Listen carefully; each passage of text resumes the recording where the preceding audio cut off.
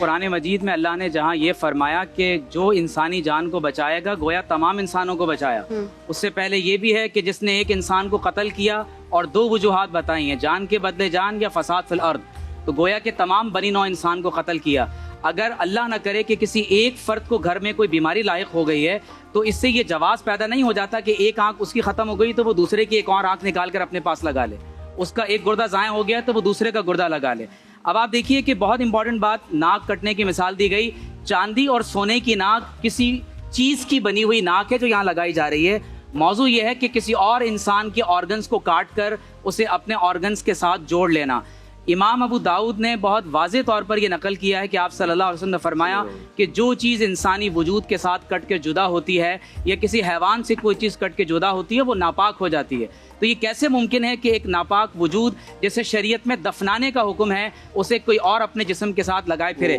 پھر آپ یہ دیکھیے کہ اب تو دور جدید میں یہ چیز اس قدر آگے دانش بھائی بڑھ گئی ہے کہ وہ بچہ جو ماں کے پیٹ میں ہوتا ہے اس کے اندر سے باقاعدہ اسٹیم سیل نکالا جاتا ہے، بچے معذور ہو جاتے ہیں، اس سے ویکسین بنائی جاتی ہے، یہاں تک کہ بعض ممالک میں تو نوزائیدہ بچوں کے قتل کے بعد اس سے پاؤڈر بنا کر اس سے چیزوں کو باقاعدہ فروخت کیا جاتا ہے۔ تو آپ سلیکون کی ناک لگوا لیں